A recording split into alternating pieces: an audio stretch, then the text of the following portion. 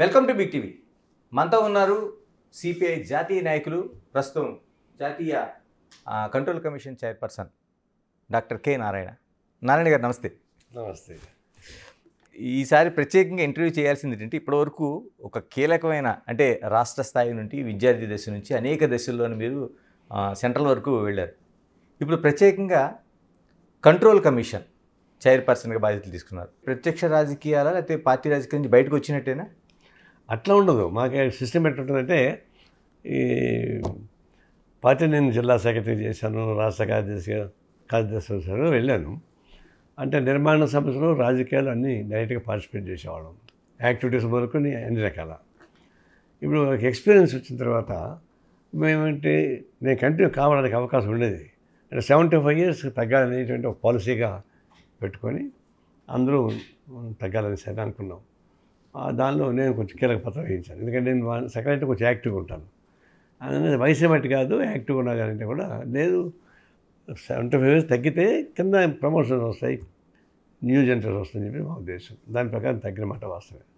తగినాక ఏం చేస్తారంటే, ఎక్స్పీరియన్స్ ఉన్న సీనియర్ లీడర్స్ ఉండే వాళ్ళకి కంట్రోల్ కమిషన్ ఒకటి ఉంటుంది. 9 మంది మెంబర్లు, దానికి చైర్మన్, సెక్రటరీ ఉంటారు. కంట్రోల్ కమిషన్ వర్క్ ఏంటంటే, వివిధ రాష్ట్రాల్లో పార్టీ లోపల అంతర్గతంగా వచ్చేటువంటి సమస్యలు, వాటిని పరిష్కారం చేయడం, వాటిపైన ఎక్కువ ఉంటుంది. అంటే పార్టీలో పాల్గొనడం, పార్టీ యాక్ట్ అన్నీ ఉంటాయి. బట్ పాలసీ మేకింగ్ డెసిషన్లో ఉండడం. ఇంటి పాలసీ మేకింగ్ డెసిషన్లో ఉంటే మళ్ళీ కాంట్రవర్సీ వస్తుంది. ఓకే, మళ్ళీ కాంట్రవర్సీ వస్తే నేనే కంట్రవర్సీ చైర్మన్, మళ్ళీ దాని మీద పరిష్కారం చేస్తారు. అట్లాంటి వాటికి మేము దూరంగా ఉండి మిగతా అన్నింటిలో పాల్గొంటూ ఉంటాం.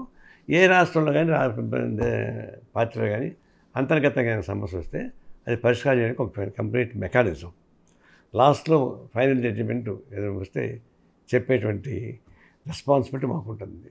ఓకే, అలాంటి బాధ్యత నిర్వహిస్తున్నాం. అంటే చూడడానికి బయట కనపడదు, బట్ కీలకమైన బాధ్యత ఉంటుంది. చాలా వరకు అంటే నేను డాక్టర్ని కాబోయే యాక్టర్ని అయ్యానని, లేకపోతే నేను డాక్టర్ని కాబోయే ఫలానా అయ్యానని చెప్తారు. మీరు డాక్టర్గా అయ్యి కూడా కమ్యూనిస్ట్ పార్టీ వైపు ప్రయాణం చేశారు. ఎలా జరిగింది అసలు ఫస్ట్లో? అంటే ఇంట్లో కమ్యూనిస్ట్ ఫ్యామిలీ అయినా ఎలా ఉండేది? మా బ్యాక్గ్రౌండ్ పార్టీకి సంబంధం లేదు. నేను పుట్టింది చిత్తూరు జిల్లా నగర్ దగ్గర, తమిళనాడు బార్డర్. అంటే మా ఊరు నుంచి ఒక 2 kilometers తమిళనాడు వచ్చేస్తుంది. అందులో మన లాంగ్వేజ్లో తేడా ఉంటుంది, అలవాట్ల తేడా ఉంటుంది, చాలా తేడా. నేను నగర హై స్కూలు మదనపల్లి పీయూసీ అయిన తర్వాత మా డాక్టర్ సీనియర్ మోస్ట్ డాక్టర్ ఆయన సలహా మేరకి గుంటూరులో ఆయుర్వేదిక్ మెడిసిన్ పంపించారు. అంటే ఆయనకి నగరి, పుత్తూరు, తిరుత్తూరు 3 చోట్ల హాస్పిటల్స్ ఉంటాయి. ఆయనకి పిల్లలు లేరు. డాక్టర్ రామచంద్రరాజు గారని ఆయన అడ్వైజ్ చేశాడు మా నాన్నకి. ఈడు పోయి ఆ బిఏఎంఎస్ కోర్స్ చేసుకొని వస్తే 5 years కోర్స్ అది, ఈ 3 హాస్పిటల్స్ మెయింటైన్ చేసుకుంటారని చెప్పేసి ఆయన అడ్వైజ్ చేస్తే నేను గుంటూరు పోయాను. గుంటూరుకు వచ్చిన తర్వాత ఆ కాలేజ్ చేరాను. చేరి ఫస్ట్ ఇయర్, సెకండ్ ఇయర్ సిన్సియర్గానే స్టూడెంట్గా ఉన్నా. యూనియన్ యాక్టివిటీస్లో పాల్గొన్నా. మా కాలేజ్ యూనియన్ యాక్టివిటీస్లో ప్రెసిడెంట్గా పోటీలు గెలిచాను. ఆడేంటంటే ఒకసారి ఒక కాలేజ్ ఆఫీస్ బెర్ర అయితే అన్ని కాలేజ్ ఆఫీస్ బెర్రస్ కలిసి మీటింగ్ చేసుకుంటే ఒక అలవాటు ఉంటుంది అక్కడ. ఓకే, వివిధ దాదాపు 10 కాలేజీలు ఉన్నాయి. ఆయుర్వేద కాలేజీ కాదు, ఆర్ట్స్ కాలేజీ అన్నా. అట్లా జనరల్ స్టూడెంట్స్తో నాకు డైరెక్ట్ కాంటాక్ట్స్ వచ్చాయి. అప్పుడు స్లోగా ఏఐఎస్ఎఫ్ స్టాలిన్ బాబు అని అప్పటికే చాలా పాపులర్ లీడర్ అయిన విశాఖ స్టీల్లో కూడా పాల్గొన్నాడు. తనకు నాకు కాంటాక్ట్కి వచ్చాడు. ఇంకా అప్పటి నుంచి స్లోగా తను పర్సనల్ ఫ్రెండ్షిప్ ద్వారా నన్ను రెగ్యులర్గా మోటివేట్ చేసి చివరికి ఏఐఎస్ఎఫ్లో యాక్టివ్గా రోల్ ప్లే చేయించాడు. అప్పుడు గుంటూరు టౌన్ ఏఐఎస్ఎఫ్ సెక్రటరీగా పనిచేశాను. గుంటూరు జిల్లా ఏఎస్ఎఫ్ సెక్రటరీగా పనిచేశాను. కొంచెం మూమెంట్ ఎఫెక్టివ్గా చేశాను. అంతకుముందు నాన్ పొలిటికల్, మా పార్టీకి లెఫ్ట్కు సంబంధం లేదు, మా జిల్లాలో లెఫ్ట్ మీద స్ట్రాంగ్గా లేదు. కానీ ఆడికి పోయిన తర్వాత ఏది ఎత్తుకుంటే నేను యాక్టివ్ అవుతాను అర్థమైపోయింది నాకు కూడా. అప్పుడు జిల్లాలో బాగా పనిచేస్తాను తెలిసి రాష్ట్ర స్థాయి ఏఎస్ఎఫ్కి నన్ను ప్రమోట్ చేశారు. ఓకే, అప్పటికి నేను ఫైనల్ ఇయర్కి వచ్చాను. నేను డిస్కంటిన్యూ చేయలే, ఫైనల్ ఇయర్ డిస్కంటిన్యూ చేశాను. ఎందుకంటే ఈ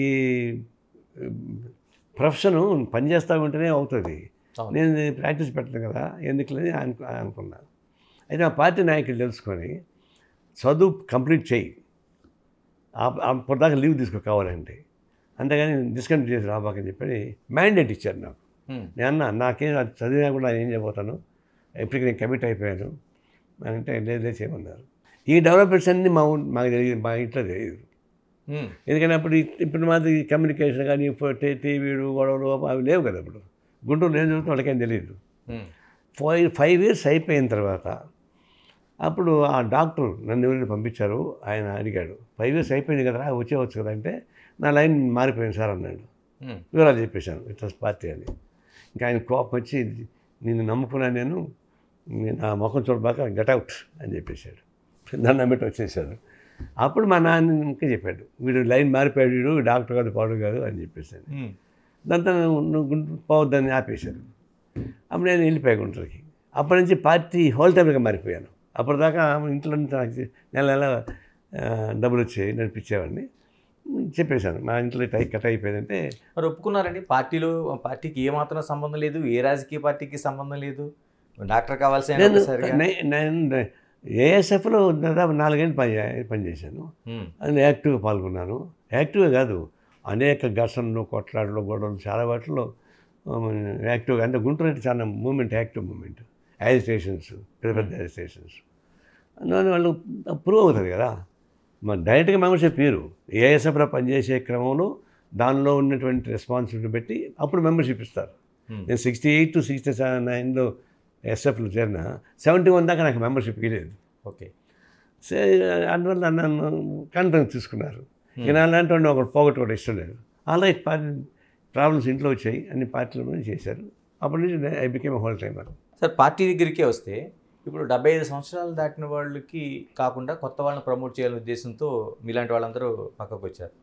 మరి రాజా గారికి ఎందుకు ఎగ్జామ్షన్ ఇచ్చినట్టు? అంటే ఒకరికన్నా ఎగ్జామ్షన్ ఇద్దాం, అందరూ పాత వాళ్ళు కంటిన్యూషన్ పోతుంది చెప్పేసి దాంతో డిస్కస్ చేసుకున్నాక, ఇప్పుడు ఉన్నవాళ్ళు ఆల్రెడీ జనరల్ సెక్రటరీ ఉన్నాడు, గత 30 ఏళ్ళకి సెంటర్లో పనిచేస్తున్నాడు, 2 దఫాలు రాజ్యసభలో కూడా పనిచేశాడు.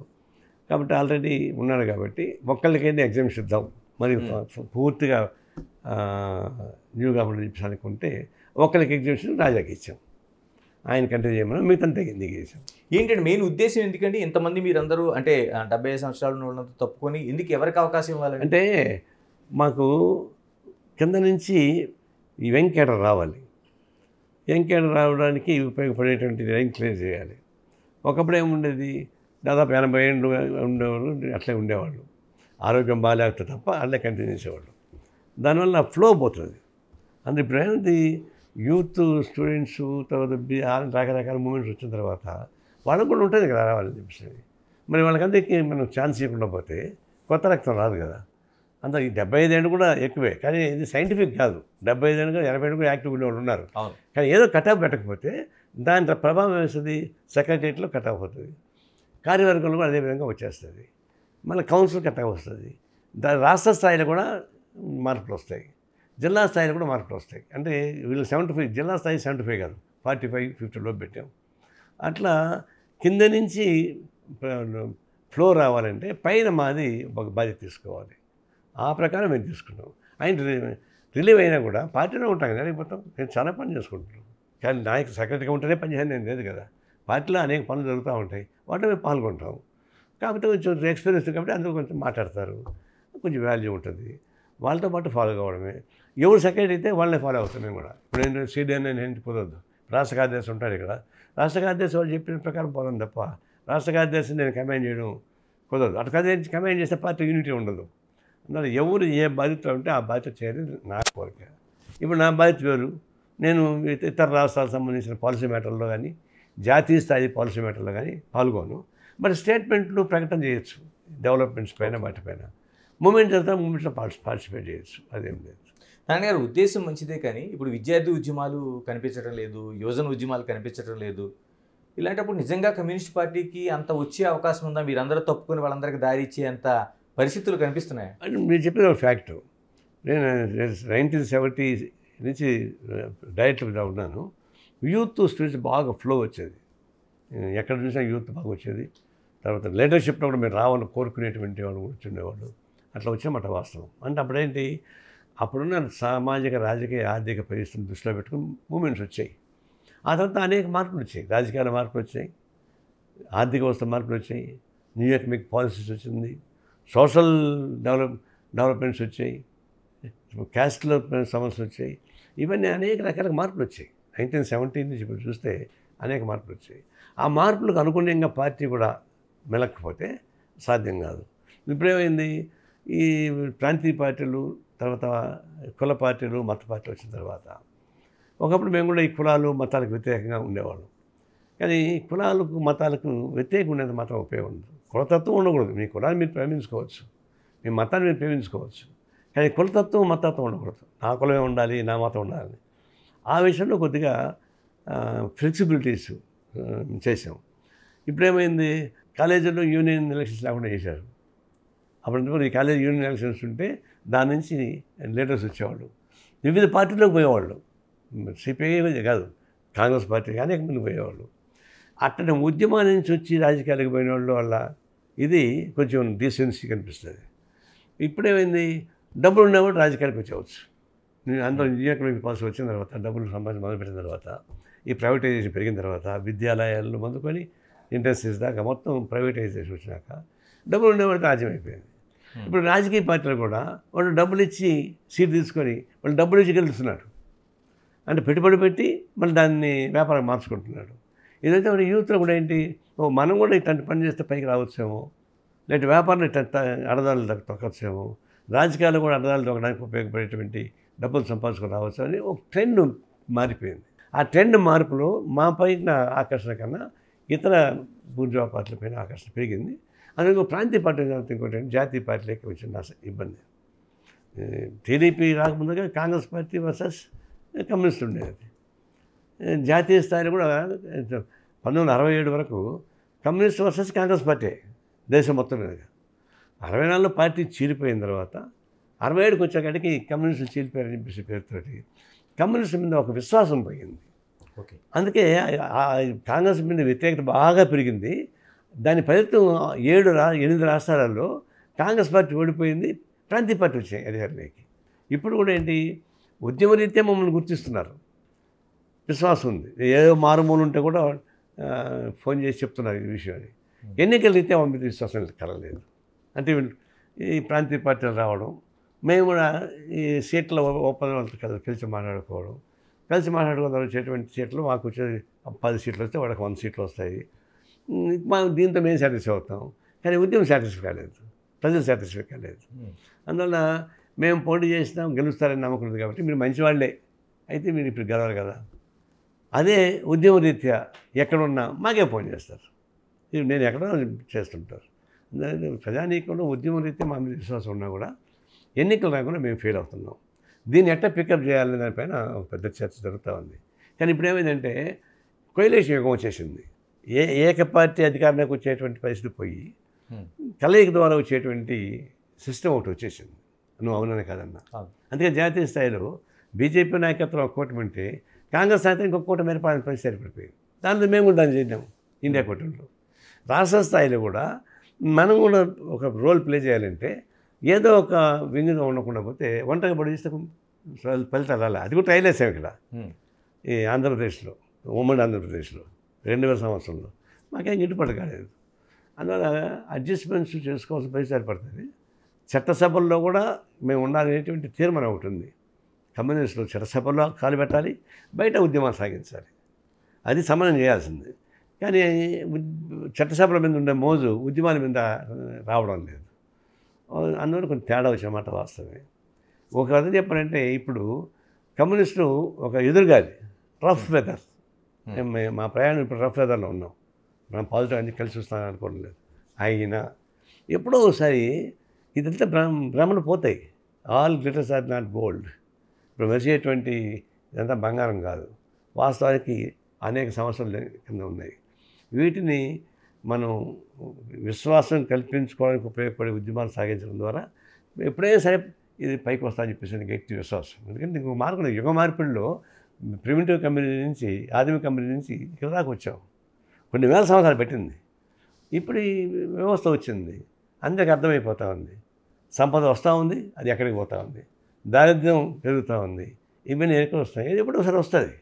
అందుకే బూర్జువా పార్టీ కూడా చేసేయండి, ఓట్లప్పుడు డబ్బులు ఇచ్చి ఓట్లు వేసుకోవడం కాకుండా ప్రభుత్వ డబ్బుల్ని, అంటే సంక్షేమ పథకాల పేరుతోటి ప్రతి కుటుంబానికి ఏదో ఒక పథకం ఇవ్వడం ద్వారా ఓట్లు కొనుగోలు చేసేటువంటి ఒక సిస్టమ్ ఒకటి వచ్చేసింది. అప్పుడు మేము దానికి కాదనలేము. ఇప్పుడు బీహార్లో 2,70,00,000 మందికి 10,000 రూపాయలు ఎక్కడ పనిచేశారు. సంక్షేమ పథకాల పేరుతోటి బ్యాంకులు వేసేశారు. అది లంచం కాదు, మళ్ళీ ఓట్లు వేస్తారు, అది వేరు. అట్లా ఇప్పుడు పాలక వర్గాల్లో మార్పులు వచ్చాయి. ఆ మార్పు ప్రకారం భ్రమలు కల్పిస్తున్నారు. గ్రామీణ స్థాయిలో దాకా ప్రతి కుటుంబానికి సంవత్సరానికి ఎట్ట లెక్కేసుకుని ₹1,00,000 దాకా సంక్షేమ పథకాలు పోతున్నాయి ఈవెన్ టుడే. కాబట్టి వాళ్ళు కూడా భ్రమలో ఉన్నారు. మన ఆ భ్రమలు మేము భ్రమలు అంటున్నాం, అది వాస్తవం అనుకుంటున్నారు. భ్రమలు ఎప్పుడు తేలుతుంది? సమాజం తేలుతుంది. బాగా ఇబ్బంది తొలగే అవకాశం ఉందండి, భ్రమలు తొలగే అవకాశం ఉందా ప్రజలకి? డెఫినెట్గా. ఎందుకంటే పెరుగుడు కూడా కానీ ఇప్పుడు నీకు జిఎస్టీ వచ్చింది, ఏమని చేశాడు? అందరి మీద పెంచాడు. కాలు చొప్పులు మొదలుకొని జుట్టు దాకా పెంచాడు. 9 ఏళ్ళు. సడన్గా ఇప్పుడు ఏమైంది? ఈ బీజేపీ వ్యతిరేకత పెరుగుతూ ఉంది. 2004లోనే అది ఓడి గెలిచింది. 2004లో 303 నుంచి 400 పోతాను సీట్లు వస్తాయనుకుంటే 240 వచ్చాయి కదా. అంతా కష్టపడి మోడీ అని చెప్పేసి పూర్తి తర్వాత కూడా దాదాపు 400 సీట్ల పైన వస్తాయని అనుకున్నా కూడా 243 వచ్చినాయి. బీజేపీ సొంత గవర్నమెంట్ ఫామ్ చేయలేకపోయింది. చంద్రబాబు నాయుడు, నితీష్ కుమార్ కాబట్టి గవర్నమెంట్ వచ్చేది కాదు. కాబట్టి పైది మెరిసేది ఇంత బంగారం అర్థమైపోయింది. ఇప్పుడు ఆయన వాళ్ళ మీద డిపెండ్ అయ్యాల్సి వచ్చింది. ఇప్పుడు మళ్ళీ పోతున్న ప్రమాదం వచ్చింది. ఇప్పుడు ఇంకా నెగిటివ్ పాయింట్స్ వచ్చినాయి. బీహార్ గెలవాలా? ఇప్పుడు నేను ఒకటి చెప్తున్నా, ఈ జిఎస్టీ 2 స్లాబ్లు వేసాడు. చాలా వరకు వెసులుబాటు, చాలామంది సంతృప్తి పడుతున్నారు. నా ప్రశ్న ఏంటంటే, ఈ 9 ఏళ్లుగా ప్రజల దగ్గర నుంచి 15 లక్షల కోట్ల రూపాయలు లూటీ చేశాడు. 15 లక్షల కోట్లు. నేను ఇంకా మాట చెప్తానంటే, వాళ్ళు ఇచ్చిన లెక్కలే. ఒక్కొక్క కుటుంబానికి 15,000 రూపాయలు రాయితీ వచ్చే పద్ధతుల్లో మేము జిఎస్టీ సడలించాము అని చెప్పుకున్నారు. అయితే దీన్ని బట్టి ఈ 9 ఏళ్ళు మొత్తం లెక్కేస్తే 15 లక్షల కోట్ల రూపాయలు ప్రజల నుంచి లూటీ చేశారు. 16 లక్షల కోట్లు లూటీ చేసి ఫారిన్కి వెళ్ళిపోయారు విజయమాలి లాంటి వాళ్ళు. ఇంకో 13 లక్షల కోట్ల రూపాయలు ఇదే ప్రభుత్వం రాయితీలు ఇచ్చింది కార్పొరేట్ కంపెనీలకి. ఇదే సందర్భంలో 15 లక్షల కోట్ల రూపాయలు ప్రజలు లూటీ చేశారు. ఇప్పుడు అని మార్చుకొని ప్రయత్నిస్తున్నారు. ఇవన్నీ చెప్పాలి కదా ప్రజానికానికి, రావాలి, తెలియాలి వాళ్ళు కూడా ఆడి నుంచి వస్తుందని చెప్పేసి అని. మరి ఇన్ని రోజులు లూటీ చేసిన డబ్బులు ఎక్కడ తీసి పెట్టారు? ఎవరికి ఇచ్చారు? ప్రజానికి 15 లక్షల రూపాయలు ప్రతి అకౌంట్లో వేస్తా అని చెప్పాడు, చేశాడా? 2 లక్షల కూడా 2 లక్షల ఉద్యోగాలు, 2 కోట్ల ఉద్యోగాలు ఇస్తాను సంవత్సరానికి అన్నాడు, ఇచ్చాడా? ఇవన్నీ లెక్కలు తేలుతాయి కదా. ఈ గవర్నమెంట్ ఒక్క ఇరిగేషన్ ప్రాజెక్ట్ కట్టారా? ఒక పబ్లిక్ సెక్టర్ అది ఇచ్చారా? ప్రైవేట్ వాళ్ళు వస్తున్నారు, పబ్లిక్ సెక్టర్స్ రెస్పాన్సిబిలిటీ ఇవన్నీ వస్తాయి కదా. చట్టసభల కోసం మీరు మాట్లాడారు. ఇప్పుడు సుదీర్ఘ కాలం పాటు మీరు సిపిఐలో కొనసాగారు. అంతకుముందు దాసరి నాగభూషణ గారు కావచ్చు, సురవరం సుధాకర్ రెడ్డి గారు కావచ్చు, చట్టసభలో ప్రవేశించారు. మీరు అలా అడుగు పెట్టలేని పరిస్థితి ఏర్పడింది. ఏమైనా దానికి అసంతృప్తి ఏమైనా ఉందా? అంటే మా పార్టీలో పార్టీ నాయకులకు పార్టీ ఉండేటువంటి వెయిట్ ప్రజాప్రతినిధులకు ఉండదు. ఎంపీలు ఒకసారి ఒక ఎగ్జాంపుల్ చెప్తాను నీకు. రాజశేఖర రెడ్డి ముఖ్యమంత్రిగా ఉన్నప్పుడు, చంద్రబాబు నాయుడు అపోజిషన్ ఉన్నప్పుడు మేమంతా ఒక ధర్నా చేద్దామని పిలిపిస్తే అసెంబ్లీలో గాంధీ విగ్రహం ఉంది, గాంధీ బొమ్మ ఉంది కదా లోపల, అక్కడ పోయి చేయాలి. అందరం పోయినాం. ఎర్రమనాయుడు అప్పటిదాకా ఎంపీ కూడా ఓడిపోయాడు. ఆయన బయట నిల్చున్నాడు, పోలీసులు ఉన్నారు, నేను కూడా పోయినా. ఏం బయట ఉన్నానన్న, మీరు ఎమ్మెల్యేలు ఎంపీలో పోవాలంటే మనం పోకూడదంట అన్నాడు. ఎవరైనా తెక్కవాడు, మేము బీ ఫార్మసీ గెలిచిన వాళ్ళు మేము బయట వాళ్ళు పోతారా? పదమ్మా అని తీసుకుపోయారు. ఇంక మేము బీ ఫార్మసీ గెలిచిన వాళ్ళు ఎంపీలు కానీ ఎమ్మెల్యేలు కానీ.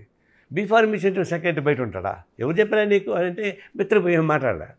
అంతలో మా పార్టీలో, ఉద్యోగ పార్టీలో కానీ మా పార్టీలో పార్టీ సెక్రటరీ కదా, ఎంతమంది ఎమ్మెల్యేలు గెలిచినా ఎంపీలు గెలిచినా అంతమేరకు పార్టీ సెక్రటరీ వాళ్ళకి ఇచ్చేటువంటి మార్గదర్శక సూత్రాల ప్రకారమే వాళ్ళు చేయాలి తప్ప. ప్రజల తరపున వాయిస్ వినిపించేది ఒక సెంటర్ ఉంది మనకి, అది అసెంబ్లీ కావచ్చు లేదా పార్లమెంట్ కావచ్చు, అక్కడ అడుగు పెట్టలేని పరిస్థితి ఉంది కదా. పార్టీ వాళ్ళు పోతాను కదా. నేను ఒకటే కాదు, సెక్రటరీ ఉండేవాడు అందరూ కోఆర్డినేట్ చేయాలి. పార్టీ సెక్రటరీ ఉండేవాడు అందరూ కోఆర్డినేట్ చేసి పంపించి వాయిస్ రావాలి తప్ప. అయితే ఎలాంటి అసంతృప్తి లేదంటారు? ఎందుకు ఉంటుంది? పార్టీ సంతృప్తిగా పనిచేశాను, యాక్టివ్. ఇంకా ఇప్పుడు కూడా నన్ను కోరుకున్నాను ఉన్నారు. అయినా సరే ఒక ఏజ్ కటాఫ్ పెట్టుకుని పాలసీ బయటకు వచ్చాము. అందువల్ల ఎట్టి పరిస్థితులు ఇప్పుడు ఎమ్మెల్యేలు ఎంపీలు ఇవన్నీ కూడా పార్టీ నామినేట్ చేస్తే వాళ్ళు పోయి గెలిచేవాళ్ళు తప్పితే పార్టీ సెక్రటరీ మెయిన్. మా పార్టీకి వచ్చే పార్టీ సెక్రటరీ ఉండేవాడు మెయిన్, మిగతా వాళ్ళందరూ అంటూ ఉండదు. నారాయణ గారు ఏం మాట్లాడినా ఒక సంచలనమే. నారాయణ గారు ఏం మాట్లాడినా ఒక వివాదాస్పదమే, ఒక చర్చ జరుగుద్ది ఎప్పుడు. అంటే ముందుగానే అనుకుంటారా దాన్ని, అంటే అనుకోకుండా జరుగుతాయి ఇవన్నీ? మాది బైహార్టింగ్ వ్యాపారం కాదు, మాది కంఠస్థా పెట్టి చెప్పేది కాదు, మాది అప్పటికప్పుడు వస్తుంది ఒకటి. రెండవది ఏంటంటే ప్రాక్టికల్ అనుభవం ఉంది, సరే అంత ఇంత నాలెడ్జ్ ఉంది, దేశ పరిస్థితి గురించి పరిస్థితి ఉంది. తర్వాత మనం అంటే గ్రామీణ ప్రాంతం వచ్చేవాళ్ళం, మనకి భాషలో కూడా తేడా వస్తుంది. ఇది కేవలం చదువుకున్నటువంటి స్కాలర్స్ అయితే చదువుకున్న పిడికెట్టి పదాలు చెప్తారు. మనకు వచ్చేకాడికి రాజకీయ భాష ఉంటుంది, ప్రాంతీయంలో మనకు ఉన్నటువంటి లాంగ్వేజ్ ఉంటుంది. తర్వాత రియాక్షన్స్ ఏదైనా జరిగిందనుకోండి, ఆలోచించి మాట్లాడడం అనేది దట్ ఈజ్ ఆర్టిఫిషియల్. అప్పటికప్పుడు స్పాంటేనియస్గా వస్తున్నటువంటి సమస్యలు వస్తాయి, నేను రియాక్ట్ అవుతాను. అట్లాంటప్పుడు ఒకసారి చిన్న పొరపాటు జరుగుతున్నాయి. నష్టమా పార్టీకి లాభమా? పార్టీ పాలసీని డ్యామేజ్ చేసే పద్ధతి కాకుండా మాట్లాడేటప్పుడు కొన్ని సెటైర్స్ కానీ ఇంకొక భాష వస్తుంది. అన్నప్పుడు ఏమైనా హర్ట్ అయిందని తెలిస్తే నేను ఇమీడియట్గా సారీ చెప్పేస్తాను. నేను దాన్ని అటు పెట్టుకోను. 3-4 గంటల్లో నేను చెప్పడం చెప్తా, అప్పటికప్పుడు వస్తుంది. తర్వాత లాంగ్వేజ్ తేడా వస్తుంది. ఇక తెలంగాణలో ఒక లాంగ్వేజ్, అదే లాంగ్వేజ్ రాయలసీమలో వేరే భాష వస్తుంది. ఏమే బాగా సింగారించుకున్నావు అంటారు, బాగా సోకు చేసుకుని జోరుగా ఏమే బాగా సింగారించుకున్నావు అంటారు. మందరం అంటాం. తెలంగాణలో అది బూత్ పదం, అది చెడిపోవాలి. నేను అనేసి ఒకసారి అన్నమాట, పెద్ద గొడవ అయిపోయింది. తప్పు చెప్పాల్సి వచ్చింది. అంటే కొన్ని అంటే మాండలికాలు వ్యవహారాలకు సంబంధించి వస్తుంది. మాండలికం కరెక్ట్. మాండలికంలో చెప్పే సమస్య ఒక ప్రాంతానికి సమస్య వస్తుంది. వెస్ట్ గోదావరి జిల్లాలో ఒక ఎమ్మెల్యేని కొట్టాను, గుడిసెలు బుల్డోజర్ తోలుతా ఉంది, బుల్డోజర్ గుడిసెలు ఎక్కిచ్చేస్తూ ఉంది. నేను కరెక్ట్గా టైంకి పోయానికి పాగని పోయి బుల్డోజర్ మీద ఎక్కి ఆ డ్రైవర్ని తీసి కింద పడేశాను. నన్ను ఎందుకు సార్ కొడతారన్నాడు. ఎవరు చేయమన్నారా అన్న, మా ఎంఆర్ఓ సార్ అన్నాడు. ఎవరో ఎంఆర్ఓ అన్న, వెనకాల వచ్చి నేనే ఎంఆర్ఓ అన్నాడు. ఆయన పక్కన ఒక ఎస్పీ, ఒక డిఎస్పీ, సర్కిల్ ఇన్స్పెక్టర్ ఉన్నారు, మధ్యలో ఉన్నాడు. ఎవరే ఎంఆర్ఓ అన్న, నేనే అన్నాడు. తీసుకుంటాను. ఆయన ముఖం కూడా చూడలే. ఆయన పోలీసులు పట్టుకున్నారు, అది వేరు. అప్పుడే రాజద్రోహం కేసు పెట్టింది. అప్పుడు దేశద్రోహం కేసు పెట్టిన పైన ఆ డిఎస్పీ మొత్తం పాటు కలిసి పనిచేశాడు గుంటూరులో ఒకప్పుడు స్టూడెంట్గా. వాడు డ్యూటీ వాడు చేశాడు. అట్లా స్పాంటేనియస్గా ఇష్యూస్ శ్రీకాకుళం జిల్లాలో కూడా సోంపేటలో అట్లా జరిగింది. ఏమన్నా పట్టుకొని కొట్టాల్సి వచ్చింది. కానీ వాళ్ళు ఎప్పుడు కేసుకు వచ్చి చేయలే. ఏమన్నా తెలుసు వాళ్ళు అడిగితే, ఆయన మాకు తెలుసు, మేము ఆయన తెలుసు, ఆయన ఉద్యోగంలో వచ్చాడు, మేము డ్యూటీలో పోయినాము, ఆ రియాక్షన్స్ అంతే. ఆయనకి దురుద్దేశం లేదు, ప్లాన్ చేయలేదు, కాబట్టి మేము రాము, సాక్ష్యం చెప్పని తీశారు, కేసు కూడా వేశారు. నారాయణ గారు, ఇంకోటి కమ్యూనిస్ట్ పార్టీ అంటేనే మ్యాక్సిమం భౌతికవాదాన్ని విశ్వసించే పార్టీగా మనకు కనిపిస్తూ ఉంటుంది. కానీ నారాయణ గారు ఎక్కడికి వెళ్ళినా గుళ్ళు గోపురాలు ఎక్కడికి వెళ్ళినా దర్శిస్తారు. ఒక మాట చెప్పాలంటే, నేను మా ఊళ్ళో హై స్కూల్ కాలం నేనే దీపం పెట్టాను గుళ్ళో. మా ఊళ్ళో సాయంత్రం స్కూల్ నుంచి రాగానే పోయి దీపం పెట్టేవాడిని. గుడి ప్రతి శుక్రవారం గుడికి అడిగేవాడిని. ప్రతి పండగకి నేను ఒక్క పొద్దు ఉండేవాడిని. ఎస్ఎల్సి పాస్ అయ్యాక గుండు కూడా కొట్టేసుకున్నా తిరుమల పండుగకి వెళ్ళి. That is my family background. గుంటూరుకి వచ్చాను. గుంటూరుకి వచ్చినాక ఈ లెఫ్ట్ మూమెంటు, తర్వాత ఈ masters schools, political schools studies వచ్చిన తర్వాత అది పోయింది. ఆ భక్తి భావాలంతా మొత్తం పోయినాయి. ఆ మెటీరియలిస్ట్ అవుట్లుక్ వచ్చింది. అయితే నేను ఎక్కడ గుళ్ళకి పోతే, నేను గుడికి పోతా, నేను ఆర్కిటెక్ట్ చూడడం అది అనేది చూస్తాను. నేనే అడుగు కూర్చొని పూజ చేయను, డివోటీ కాను. బయట నుంచి చూసేవాళ్ళు ఏం చేస్తారు, నాయన గుడికి పోయాడు కదా, పూజకి పోయాడు అంటారు. ఇప్పుడు ఒకసారి ఏమైంది, నేను మా వాళ్ళంతా కొండ మీద పోయారు తిరుమల. నేను బయట ట్రేడింగ్స్ ఉంటాయి నాకు హాకర్స్, దానిలో ఉన్నా వాడి నుంచి ఉంటే వచ్చారు టీవీ వాళ్ళంతా. ఏం బయట నుంచి అడిగారు. మా ఆవిడ వాళ్ళు పోయారు కదా, ఆమె వస్తే ఆమెకి దండం పెట్టి నాకు సగం వస్తుంది కదా అన్న. ఆమెకు వచ్చి పుణ్యం నాకు వస్తుంది, ఆమెకు దండం పెట్టి సగం వస్తుంది లేవని ఇట్లా అన్న. అది స్నాప్ తీశాడు. తీసి ఇది దండం చూపించాడు, వెనకాల ఎర్ర జెండా చూపించాడు, నారాయణ ఎర్రగోయిందాం. నారాయణ నా కామెంటే ఉండలేదు. నారాయణ ఎర్రగోవిందని చూపించి గంటకి వేశాడు నా పైన టీవీలో. అట్లాంటివి వాళ్ళకి చేస్తారు మా పైన కూడా. నీకు ఎగ్జాంపుల్కి విశాఖపట్నం గాజువాకలో మున్సిపల్ ఎలక్షన్స్, మా లేడీ ఒక పోటీ చేస్తూ ఉంది ఆ వార్డులో. నేను ఆ రోజు మధ్యాహ్నం ఎండగా ఉందని కొంచెం రెస్ట్ తీసుకుంటుంటే ఆమె వచ్చి సార్ మాతో పాటు క్యాన్వాస్ ఫ్రెండ్స్ అని అడిగింది. వెళ్ళాను, ఇంటికి చేసుకుంటూ పోతున్నా. ఆడికి పోయేకాడికి చూసి ఇదేంటంట, అంటే సార్ ఆ దొంగ స్వామి సార్ ఇక్కడ అన్నారు. అంటే ఆ దొంగ ఇదేనా అన్న. ఈ ఈఎంఐ ఏమైంది నా పక్కన సార్ 22 ఓట్లు ఉన్నాయి సార్ లోపల అయింది. నేను పోయింది ఓట్ల కోసం కదా, ఈఎంఐ 22 ఓట్లు అక్కడికి పోదాం అన్న. లోపలికి పోయినాం. వాళ్ళు మామూలు పని ఇయ్యరంట, కానీ నేను పోదామంటే సెక్యూరిటీ వాళ్ళు భయపడిపోయి ఆయనకి ఫోన్ చేశారు. రమ్మని చెప్పేశాడు. మామూలుగా 1 వీక్ ముందు చెప్పాలట. నేను లోపల మగనే నమస్కారం ఉంటే నమస్కారం చేసి రమ్మన్నాడు. ఆయన సింహాసనంలాగా అట్టు ఉంటుంది, అటు కూర్చుంటాడు. అందరూ అటు కింద కూర్చుంటారట. జగన్మోహన్ రెడ్డి పోయిన అట్టు కూర్చోవాల్సిందే, కేసీఆర్ అట్టు కూర్చోవాల్సిందే ఏమంటారు. నాకు అది తెలియదు కదా. ఆ కుర్చీ లాక్కొని ఆయన పక్కన కూర్చొని పక్కన ఆయన చేతిలో ఉంటాడు. మాట్లాడుకున్నాం, అది ఇది మాట్లాడుకున్నాం. ఏదో దిగి వచ్చి ఇది ఇచ్చాడు, డ్రై ఫ్రూట్స్ ఇచ్చాడు, చాలో చెప్పాడు. ఆయన పుట్టుకుంటాడు, నేను పొడుగు కదా, చాలా ఇటు వంగా ఆ ఫోటో తీశారు. తీసి నేను గేట్కి వచ్చినప్పుడు ఆ ఫోటో వెళ్ళిపోయింది సోషల్ మీడియాలో. నారాయణ స్వామికి తల ఉంచి దాన్ని పూజ చేశాడు అని. నేను పోయింది ఓట్ల కోసం. కర్ణాటక గారు ఇక్కడే ఇదేంటంటే మీరే చెప్తున్నారు దొంగస్వామి అని. దొంగస్వాములు నడిపే దాంట్లో ఉండే ఓట్ల కోసం కమ్యూనిస్ట్ పార్టీ వెళ్ళాల్సిన అవసరం ఉందా? ఓటుకు ఎక్కడో పోతాము, తప్పే ఉంది. ఇప్పుడు మనం పోటీ చేస్తున్నాము, ఓట్లు ఎక్కడో పోతాం. ఏమండి ప్రతి ఇంటికాడికి పోయి భిక్ష అడుగుతాడు. ఒక ఆమె వచ్చి భిక్ష అయిపోద్ది. ఏమమ్మా నువ్వు పతివర్తవా పరగాకివా అంటే ఊరుకుంటుందా, చేడదకూడదు. అందులో నీకు ఓటు ఉంది, నువ్వేం తప్పుడు చేసావు నాకు అనవసరం, నీ ఓటు నాకు కావాలా, దానికోసం పోతాం. ఆ అమ్మాయి కన్నా ఓట్లు ఉన్నాయి చెప్పకపోతే నేను పోయేవాడు కదా లోపలికే. ఆమె చెప్పింది క్యాండిడేట్ పాపం 22 ఓట్లు అని ఆమె చెప్పినాక సహజంగా ఓట్లు పోతా అనుకుంటుంది కదా, ఆమె కోసం పోయినాక ఫార్మాలిటీ అడిపోయి నేను కమ్యూనిస్ట్ అంటే కుదరదు కదా. అడిగిపోయినాక వాళ్ళు స్వామికి దండం పెడతాం, మంచిగా మాట్లాడతాం. ఇది దాన్ని కూడా నా మీద పెట్టారు పెద్దగా. అవన్నీ నాకు నమ్మకం ఉంటే నేను ఎవరికి భయపడను. దండం పెట్టేవాడిని, పూజ చేసేవాడిని. నాకు లేదు కదా. ఓకే, మనిషికి మర్యాద చేయడం తప్ప. ఇప్పుడు చిరంజీవి గారు ఉన్నారు, ఆయన కనిపిస్తే వచ్చాను మంచిగా మాట్లాడతాడు, అంతమంది ఆయన శిష్యుడు అయిపోతాను నేనే ఉన్నా. దాని వేరు ఇది వేరు. అంటే నారాయణ గారు కమ్యూనిస్టులు అంటే చాలా వరకు అంతకుముందు ఒక తెల్ల ఒక షర్ట్ ఒకటి వేసుకొని ఒక సంచి రాజకీయ వేషం. నారాయణ గారు చాలా పాలిష్డ్ పొలిటీషియన్ లాగా సిపిఐలో కనిపిస్తారు. అంటే ఆయన ఖరీదైన హోటల్లో దిగుతారు. అంటే ఎన్ని కోట్లు సంపాదించుంటారు నారాయణ గారు? నాకు అట్లాంటి కోట్లు 2 ఉన్నాయి. నువ్వు వేసుకున్న కోట్లు 2 ఉన్నాయి. అందుకు నాకు కోట్లు ఒకటి చెప్తాను నీకు. నువ్వు చెప్పింది కరెక్ట్. మా ఫ్యామిలీ బ్యాక్గ్రౌండ్, మేము మా నాన్న బిజినెస్ వ్యవసాయం, నేనే లాస్ట్. మా 3 అన్నలు చదువు ఎక్కువ లేకపోయినా వాళ్ళు వ్యాపారం చేసేవాళ్ళు, నన్ను బాగానే చూసుకునేవాళ్ళు. మా ఫ్యామిలీ బ్యాక్గ్రౌండ్ అయితే నేను స్టూడెంట్గా ఉన్నప్పుడు కూడా నీట్గానే ఉండేవాడిని. టక్కు టై బోటు గీటు వేసుకునేవాడిని. దీనిలో ఎస్ఎఫ్లో చేరినా కూడా నన్ను చాలా ప్రత్యేకంగా చూసేవాళ్ళు.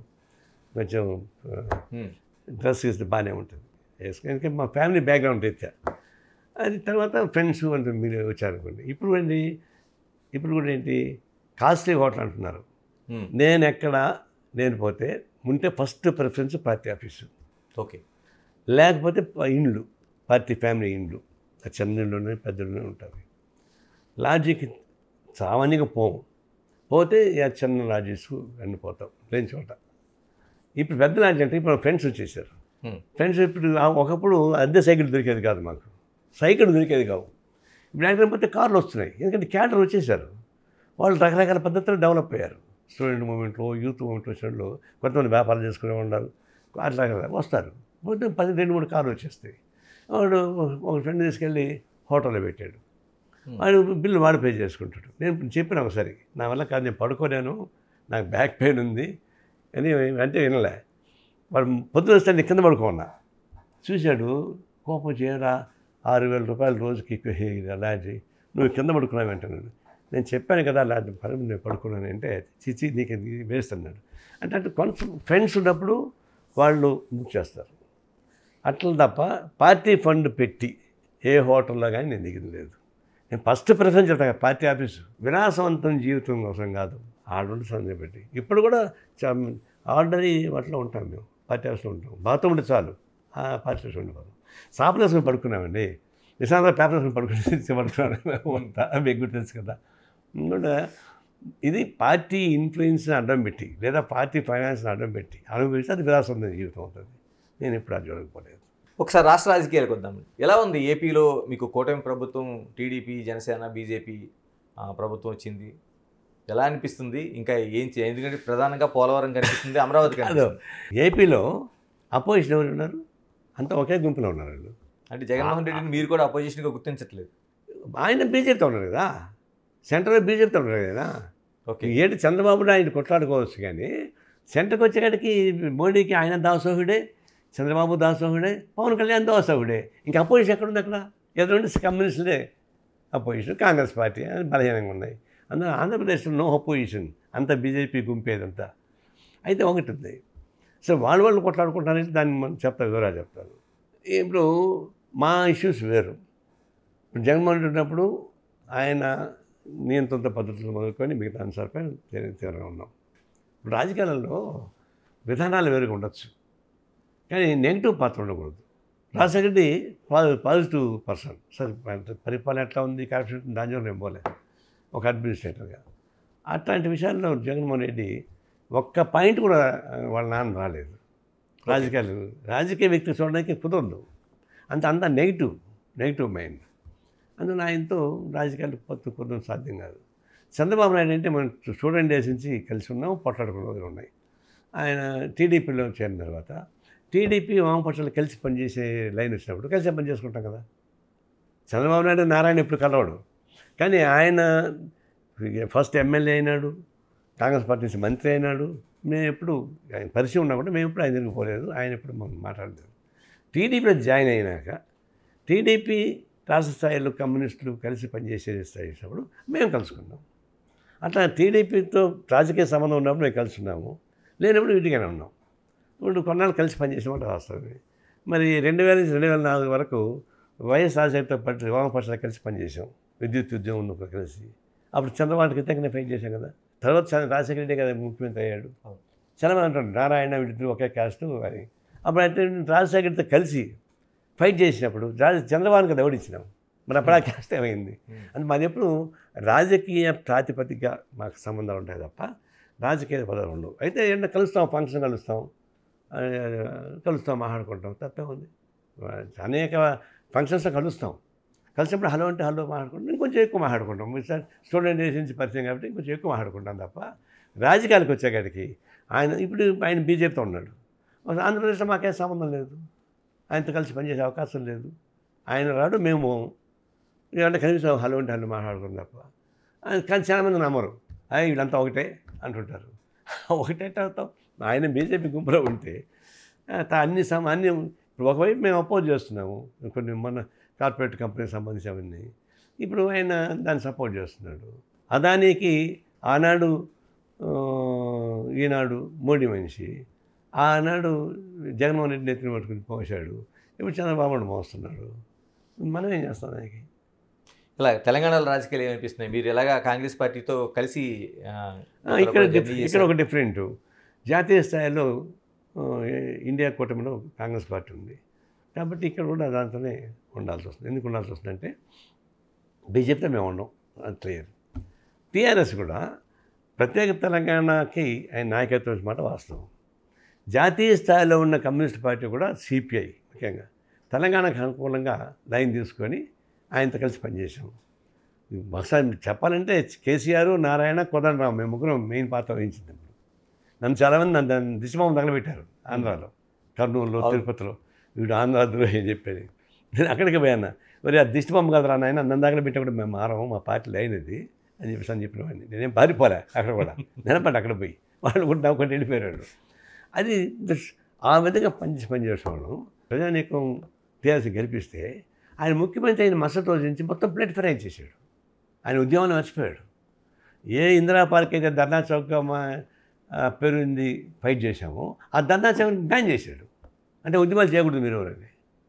సో మగ్దుమ్మానే మాకు అందరికీ సెంటర్ అయిపోయింది. అంటే ప్రజాస్వామ్యం కూడా చేశాడు. తెలంగాణ సెంటిమెంట్స్ అని చెప్పాడు, దానికి సంబంధించిన పరిష్కారం చేయలేదు. నిధులు, నీళ్లు, నియామకాలు అన్నాడు, అది 3-4 పెట్టాడు. తర్వాత నీ క్యాబినెట్లో తెలంగాణని వ్యతిరేకించిన వాళ్ళు 12 మంది క్యాబినెట్ చేసుకుంటావా? 12 మంది క్యాబినెట్లు ఉన్నారు తెలంగాణకు వ్యతిరేకించిన వాళ్ళు. పేర్లు కూడా చెప్తా కావాలండి. అంటే కాబట్టి అన్ని రకాల అతను హైలైట్ అయిపోయాడు. ఫస్ట్ 5 years సెంటిమెంట్స్ పనిచేసి, అతను సెంటిమెంట్స్ పనిచేయలే, అందుకే ఓడిపోయాడు. మాకు అతనితో సంబంధాలు ఇప్పుడు కూడా ఏంటి, ఆయన కూడా బీజేపీతో ఉన్నాడు. ఆయన బీజేపీ దగ్గర లేడు ఈ మధ్యకాలం నుంచి. కాబట్టి ఆయనతో మేము ఉండే అవకాశం లేదు. ఇప్పుడు కాంగ్రెస్ పార్టీ జాతీయ స్థాయిలో ఉంది. జాతీయ స్థాయిలో ఉన్నప్పుడు ఈడ మేము కొట్లాడుకొని జాతీయ స్థాయి కలిసి ఉండడం సాధ్యం కాదు. అందులో వాళ్ళు కలవకపోతే అది వేరు. కేరళ ఉందనుకో, కేరళ మేము వాళ్ళు కొట్లాడుకుంటున్నాం, అది తప్పదు. Power by struggle between left and Congress, మేము అది తప్పదు. ఈడ అది కాదు పరిస్థితి. ఇప్పుడు లోకల్ బాడీస్ వస్తున్నాయి. లోకల్ బాడీలో కూడా అన్నింటిలో కుదరకపోవచ్చు కొంత. మాకు బలం చోట వాళ్ళు ఇస్తారు, సర్వ విషయం. కానీ కంపల్సరీగా కాంగ్రెస్ పార్టీలో లోకల్ బాడీలో కింద స్థాయి నుంచి పై స్థాయి వరకు అడ్జస్ట్ వస్తుందని మేము అనుకోవడం లేదు. కొంచెం తప్పదు. ఇప్పుడు కేరళ మేట ఫైట్ చేసుకుంటున్నాము, అంటే తప్పదు. కొన్ని ఫ్రెండ్లీ పోటీ కూడా ఉండే అవకాశం ఉంటుంది, ఉంది డెఫినెట్గా. ఎందుకంటే లోకల్ బాడీస్లో ఎవరు అడ్జస్ట్ ఉంటాయి కదా. మరి మాకు బలం చోట వాళ్ళు సీట్లు ఇవ్వకపోతే మేము పోటీ చేసుకోవాల్సింది కదా, ఇంకో మార్గం లేదు. అందువల్ల కొన్ని చోట్ల కుదరచ్చు. వాళ్ళకి అవసరం, ఇప్పుడు ఊర్జా పట్ల ఒకటి గుర్తుపెట్టుకో, వాళ్ళకి అవసరం ఉంటేనే మమ్మల్ని రాణిస్తారు. వాళ్ళకి అవసరం లేకపోతే తీసాడు రానేస్తారు. కాంగ్రెస్ పార్టీ కావచ్చు, టీడీపీ కావచ్చు, టీఆర్ఎస్ కావచ్చు. రేపు వీళ్ళకి అవసరం ఉన్న చోట కొన్ని బలమైన ఉంటాయి, కొత్తగూడెమో, ఖమ్మమో, నల్లగొండ, అలాంటి చోట వాళ్ళు కూడా మనల్ని సానుకూలంగా ఇస్తారు, అలా చేస్తారు. చేయకుండా మేము కూడా చేసుకుంటాం. ఇంత స్పష్టంగా నారాయణ గారు చెప్పిన తర్వాత ఇంకా తోక పార్టీలాగా వెళ్ళాల్సిన అవసరం ఉంది నారాయణ గారు. తోక పార్టీలు ఎక్కడ ఉన్నాయి? మేము రాజకీయ అవగాహన మేరకు, జాతీయ స్థాయిలో రాజకీయ అవగాహన మేరకు రాష్ట్రాలు అభివృద్ధి చేస్తాం. రాజకీయ పరిభాషలో మీరు దాన్ని చాలా చక్కగా తోక ఎట్ట అవుతాను చెప్పు. ఇప్పుడు పాలసీని వదిలిపెట్టి ఏం పవర్ కోసమే వాడు వెనకాల తిరిగితే తోక పార్టీలు అవుతాం. మేము జాతీయ స్థాయిలో, రాష్ట్ర స్థాయిలో ఒక రాజకీయ విధానం రూపొందించుకున్న తర్వాత ఆ ఫ్రేమ్వర్క్ మేము పనిచేస్తాం. దానికి బూర్జా పార్టీ కొంచెం బలమైన పార్టీ, దాంతోపాటు కలిసి పనిచేస్తాం. ఎప్పుడు కానీ బలమైన పార్టీతో బలహీన పార్టీ కలిస్తే బలహీన పార్టీకి నష్టం, అది తెలుసు మాకు. అయినా ఫ్రేమ్వర్క్ కుదిరింది, ఆ ఫ్రేమ్వర్క్ మేము పనిచేయాలి. లాస్ట్ టైం అయింది, ముందు 3 సీట్లు ఇస్తామన్నారు, అటుపై ఒకే సీట్ ఇచ్చారు, కొత్తగూడెం ఒకటే. అప్పుడు మేము లేదు మనం వ్యతిరేకించి పోటీ చేస్తామని అనుకున్నాం మేము కూడా. కానీ మళ్ళీ ఏమనుకున్నాము, 5, 6, 10 చేస్తాం అనుకో, మిగతా వాళ్ళకే చేయాలి కదా మనం. అటప్పుడు అయితే ఒకటే మేలు కదా చెప్పేసి ఒప్పుకుని చేసుకున్నాం. అట్లా రాజకీయ అవగాహన మేరకు మేము కలిసి ఉంటాం తప్ప తోక పార్టీకి ఉండే ప్రసక్తే లేదు. టోటల్గా కమ్యూనిస్ట్ పార్టీల భవిష్యత్తు ఏం కాబోతుంది? మీరు ఎంత వద్దనుకున్నా ఈ రోజున ఏదైతే మతోన్మాదం అంటున్నారో, ఏదైతే కాషాయం అంటున్నారో వాళ్ళ అధికారంలో కొనసాగుతున్నారు. కమ్యూనిస్ట్ పార్టీల భవిష్యత్తు ఏంటి అసలు? ఇన్ఫ్రాస్ట్రక్చర్ అంటే ఒకటే, బీజేపీకి కానీ కాంగ్రెస్కి కానీ ఎవరికి కానీ ఇన్ఫ్రాస్ట్రక్చర్ ఒకటే. మా ఇన్ఫ్రాస్ట్రక్చర్ తేడా. ఎందుకంటే ఉన్న వ్యవస్థ మొత్తం మారితే తప్ప సమాజం బాగుపడదనే అభిప్రాయం మాకుంది. వాళ్ళు ఉన్నట్లో సంస్కరించుకుంటూ పోదాం, సంక్షేమవాదం మార్చుకుంటూ పోదామని అభిప్రాయం వాడుకుంటుంది. అంటే సంస్కరణవాదం వాడది, మరి పూర్తి మార్పు మాది. ఇది ఫండమెంటల్, ఇది అందరికీ తెలుసు. వాళ్ళు ఏం చేస్తారు, ఎప్పటికప్పటికీ ప్రజలకు ఉపయోగపడే పద్ధతుల్లో చిన్న చిన్న మార్పులు చేసుకుంటూ పోతున్నారు. బీజేపీ వచ్చినాక అది ఒక కొత్త తరహా పార్టీ. ఇది వాజ్పేయి కూడా బీజేపీ, కానీ మోడీ వచ్చారు కదా, ఇది కొత్త తరహా మోడీ, కొత్త తరహా బీజేపీ, కొత్త తరహా ప్రధానమంత్రి, ఎంటైర్ డిఫరెంట్. వీళ్ళు ఏం చేస్తారు, ఒకవైపున సంస్కరణ పెట్టుకుంటూనే దేవుడు భక్తి అంటే మన ఫండమెంటల్గా మన సమాజం హిందూ పర్సనాలిటీ కల్ట్ ఉన్న దేశం మంది, రాముడు శ్రీకృష్ణుడు పర్సనాలిటీ ఓరియంటెడ్ సొసైటీ మంది. ఈ సొసైటీలో దాన్ని అనుకూలమైన పద్ధతుల్లో ప్రతి ఒక్కరికి దేవుడు, కమ్యూనిస్టులకి దేవుడి మీద వ్యతిరేకత ఉన్నా దేవుడు కొంతమంది తిట్టరు. ఇప్పుడు నేను తిట్టను, కానీ నాకు భక్తి లేదు. కొంతమంది తిడతారు, చాలామంది పూజించే ఉండరు మా దగ్గర కూడా, పార్టీలో కూడా. అందులో సహజ సిద్ధమైనటువంటి లక్షణం ఒకటి ఉంది, దాన్ని వాళ్ళు ఉపయోగించుకున్నారు. ఓకే, ఇప్పుడు లెనిన్ ఏమంటారంటే, నువ్వు తుపాకీ కొట్టడం ద్వారా సమాజాన్ని మార్చగలగను, చేయొచ్చు, రాజ్యాంగం చేసుకోవచ్చు, మానవ హృదయాన్ని తుపాకీ కొట్టడం సాధించలేవు. ఓకే, మానవ హృదయం తుపాకీ కొట్టడం సాధించలేవు. That is main. అంటే మానవ హృదయాన్ని వాళ్ళు ఉన్నటువంటి ఎగ్జిస్టెన్స్ మార్చుకొని దాన్ని ఉపయోగిస్తున్నారు. అంటే మతాన్ని, కులాన్ని, ప్రాంతాలని రెచ్చగొట్టేటువంటి ఒక వెపన్ తీసుకున్నారు వాళ్ళు. ఆర్థికపరమైన మార్పులు అవి తీసుకోలేదు. దీంతో వాళ్ళకి మీరు చెప్పినట్టుగా 2 సీట్లు ఉన్నటువంటి ఇది అనంతకాలంలో గవర్నమెంట్కి వచ్చేసింది. మేము అప్పుడు 25-30 పార్లమెంట్ సీట్లు ఉంటే ఇప్పుడు మాకు 2 పార్లమెంట్ సీట్లు మిగిలినాయి. అందువల్ల ఇప్పుడు మనకు భారతదేశంలో ఉన్నటువంటి సాంస్కృతిక, ఆర్థిక, సాంఘిక పునాదులు నుంచి వాళ్ళు దాని రాజకీయాలను పక్కన పెట్టి సెంటిమెంట్ ఉపయోగించుకుంటూ పోయారు. అందువల్ల అందరూ దెబ్బతిన్నారు. కాంగ్రెస్ పార్టీ అందరూ దెబ్బతిన్నారు కదా. అది వచ్చింది కాబట్టి ఇంకా అది పర్మనెంట్గా ఉంటుంది మేము అనుకోవడం లేదు. ఎందుకంటే ఇంత చేసినా, ఇంత భారతదేశంలో కార్పొరేట్ కంపెనీస్ని పెంచి పోషించి బీజేపీ వాళ్ళే. కాంగ్రెస్ పార్టీ వాళ్ళు స్టార్ట్ అయ్యింది. ఇంకా ఆశలు ఉన్నాయి మీకు? అదంటే చిలకుట్టుడు వ్యాపారం కాంగ్రెస్ పార్టీ. ఇది అవినీతి కూడా రీటైల్ అవినీతి ఇది.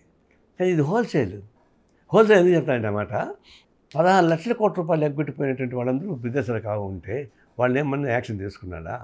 స్విట్జర్లాండ్ అవినీతి డబ్బులు ఉన్నాయి తీసుకొస్తాను చెప్పి తీసుకొచ్చాడా? అవన్నీ తీసుకున్నాడు కదా. ఇది ఇప్పుడు అనేక ఉదాహరణ చెప్పచ్చు. కార్పొరేట్ కంపెనీకి ఎంత రాయితీ ఇస్తారు? 13 లక్షల కోట్ల రూపాయలు రాయితీలు ఇచ్చారు వాళ్ళకి, అనేక రాయితీలు. భూములంతా ఇస్తున్నారు. చివరికి అడవి సంపద భూమిని కూడా కార్పొరేట్ కంపెనీకి అప్పగిస్తానికి ఒక పెద్ద ప్లాన్ ఏం చేశారు? ప్రెసిడెంట్ ఆఫ్ ఇండియా సంతకం పెట్టాలా నోటిఫైడ్ ఏరియాకి కావాలంటే. అందుకని ట్రైబల్ లేట్ తీసుకొచ్చి ప్రెసిడెంట్ ఆఫ్ ఇండియాకి పెట్టుకున్నారు. అదే వెంకయ్యనాయుడు పెట్టుంటే సంతకం పెట్టేవాడా? ఆయన వైస్ ప్రెసిడెంట్కి ఎందుకు ఆయన తొలగించారు? మాత్రం తొలగించారు, ఎక్స్టెండ్ చేయలేదు. అంటే ఆమెను పెట్టి ఆమె ద్వారా ఫారెస్ట్ భూములకు సంబంధించినటువంటి చట్టాన్ని సంతకం పెట్టిస్తే ఆ భూములు కార్పొరేట్ కంపెనీకి ఇస్తున్నారు. దానిలో మన గిరిజనులు వ్యతిరేకిస్తున్నారు. దానికి సపోర్ట్ నక్సలైట్లు. కాబట్టి నక్సల్ రహిత భారతదేశం పిలిపించారు. అదే నక్సలైట్లు తీసుకుంటే ఒకప్పుడు పెద్ద బలంగా ఉండే నక్సల్ ఉద్యమం, మావోయిస్ట్ ఉద్యమం ఈరోజు పూర్తిగా ఆపరేషన్ కగారుతో తుడిచిపోయినట్టేనా, ఇంకా లేనట్టేనా? అదే దానికే వస్తున్నా. ఇప్పుడు నక్సలైట్ ఉద్యమం సరే, అది పందా కరెక్ట్ కాదు మా ఉద్దేశం. నేను చెప్తాను, జనజీవన కలవండి, తుపాకులు పెట్టుకోవడం సాధ్యం కాదు. తెలంగాణ సాధిపోవడం జరిగింది. అవన్నీ ఎక్స్పీరియన్స్ అయింది. అన్న సరే వాళ్ళు ఏం లేదు, వాళ్ళు చేస్తున్నారు అనుకోండి. ఇప్పుడు ఆ అడవి ప్రాంతంలో గిరిజనులను పంపించేయాలంటే, ఎందుకని విలువైన సంపద ఉంది అడవికి, ఫారెస్ట్లో ముడిసరి భూగర్భ సంపద. వాళ్ళు నక్సల్తో తోడున్నారు. కాబట్టి ఆపరేషన్ కగారుతోటి నక్సల్ ఫ్రీ ఇండియా అని చెప్పేసి చంపడం మొదలుపెట్టారు. అంటే అటవీ సంపదను దోచుకోవడం కోసం ఆపరేషన్ కగారు జరుగుతుంది మెయిన్. అదే దానికి ఉద్దేశం అదే. అది లేకపోతే వాళ్ళకేముంది? ఎందుకంటే ఇప్పుడు వీళ్ళు ఉంటే గిరిజనులకు సపోర్ట్ ఉంటుంది, వీళ్ళు లేకుండా పోతే ఫ్రీ అయిపోతుంది. ఇప్పుడు నక్సలైట్లు తుపాకులు పెట్టున్నారు కాబట్టి మేము కాల్ చేస్తామని చెప్పేసి చెప్తున్నారు. అంటే నక్సలిజం అనేది ఒక సిద్ధాంతం, దానికి ఒక బేస్ ఉంది, ఇంటర్నేషనల్ బేస్ ఉంది. కానీ నక్సలిజంను చంపలేవు, నక్సలైట్లు చంపచ్చు, బట్ నక్సలైట్ చంపడం చేత కాదు. ఇప్పుడు వీళ్ళు చంపినా కూడా రాకుండా ఉంటుందా? రాకుండా ఉండదు, మళ్ళా వస్తాయి. ఆ సిద్ధాంతం ఉన్నంతకాలం. అంటే వచ్చే ఏడాది పూర్తిగా తుడిచిపెట్టేస్తాం అనేది హోమ్ మినిస్టర్ అమిత్ షా అది ఒక భ్రమ. ఇప్పుడు ఏంటంటే రేపు రాబోయే ఎన్నికలకు వచ్చే లోపల కార్పొరేట్ కంపెనీలు బలంగా ఉండాలి, వాళ్ళు ఫ్రీగా ఉండాలి. తర్వాత కొంతమంది సంపన్న వర్గాలు కూడా కోపమే కదా నక్సలైట్లు అంటే. ఇంకొకటి ఉండండి, ప్రపంచంలో కానీ దేశంలో కానీ ఎలక్టెడ్ గవర్నమెంట్ నేను చంపేస్తాను అని చెప్పారా? అంతకుముందరా ఎంత దుర్మార్గ గవర్నమెంట్ వచ్చినా కూడా మిమ్మల్ని చంపేస్తామని చెప్పారా? ఫ్యాక్షన్లు చెప్పారు, చెమ్మడి వాళ్ళు డెకాయిట్ చెప్పారు చంపేస్తామని. కానీ ఎలక్టెడ్ గవర్నమెంట్ చంపేస్తామని చెప్పలే. హిట్లరు అది వేరు, అదొక హిస్టరీ. డెమోక్రటిక్గా ఎలక్ట్ అయిన గవర్నమెంట్లో నుంచి హోమ్ మినిస్టర్ అయితే మిమ్మల్ని చంపేస్తానంటే ఓపెన్గా చెప్పడం అంటే ఇది first time. This is the new. అది చెప్తాను, మోడీ, అమిత్ షా ప్రత్యేక తరాలు వచ్చారు వాళ్ళు రాజ్యాంగం ధ్వంసం చేయడానికి. దీన్ని ఇది అడ్డుకోవడానికి ఇంకో మార్గం లేదు, అందులో అందరూ కలిసి ఉండక తప్పదని చెప్పేసి మా ఉద్దేశం. ఇది ఎన్నాళ్ళు చేయగలరా అని మీరు చెప్పచ్చు. ఎన్నాళ్ళు పాపం పెరుగుతుంది? విరుగుడు కొరకు ఊరికన్నారా? ఇది పెరిగే కొన్ని ఏమవుతుందంటే ఆ పాపం పెరిగే కొన్ని దారిద్ర్యం పెరుగుతుంది. బ్యాలెన్స్ షీటే కదా, డెబిట్ టు క్రెడిట్ బ్యాలెన్స్ షీటే కదా వందంతా. బ్యాలెన్స్ షీట్లో సంపద మొత్తం ఒక పక్కకు పోతే దారిద్ర్యం ఇంకో పక్క వస్తుంది. ఇదేమవుతుంది? ఎందుకు ఊరుకుంటారు వాళ్ళు? నువ్వు ఎంత సంక్షేమ పథకాలు ఇచ్చినా కూడా, పసుపు కుంకుమ, అమ్మ ఒడి, ఇంకొక ఒడి, ఏ ఓడి ఇచ్చినా కూడా అసలు దారిద్ర్యం అక్కడ ఉంది కదా, దానికి మర్చిపోతారు వాళ్ళు. అందువల్ల భవిష్యత్తులో తప్పనిసరిగా వైవిధ్యాలు పెరుగుతాయి. వైవిధ్యాలు పెరిగే కొంది దీనికి ఘర్షణ వస్తుంది. భూ ప్రపంచంలో మానవుడు ఉన్నంత కాలం కమ్యూనిజం ఉండి తీరుతుంది. అంటే ఇండియా కూటమి కూడా భవిష్యత్తు ఉందంటారు. ఇండియా కూటమికి భవిష్యత్తు అంటే బీజేపీకి వ్యతిరేకించి ఓడించడానికి ఉపయోగపడే భవిష్యత్తు ఇండియా కూటమికి ఉంటుంది. అంతకన్నా మీరు దానికి బాధ్యత లేదు. ఇండియా కూటమి అంటే బీజేపీని ఓడించడానికి ఉపయోగపడే తప్ప ఇండియా కూటమి మొత్తం కూడా ఇండియా కూటమి వస్తే శోషణ వస్తుంది చేస్తారు వాళ్ళు. ఏమన్నా కార్పొరేట్ కంపెనీ ముగించేస్తారా వాళ్ళు? మా కార్పొరేట్ కంపెనీ వాళ్ళే ముగించరు, మళ్ళీ వాళ్ళతో పక్కన ఉంటారు వాళ్ళు.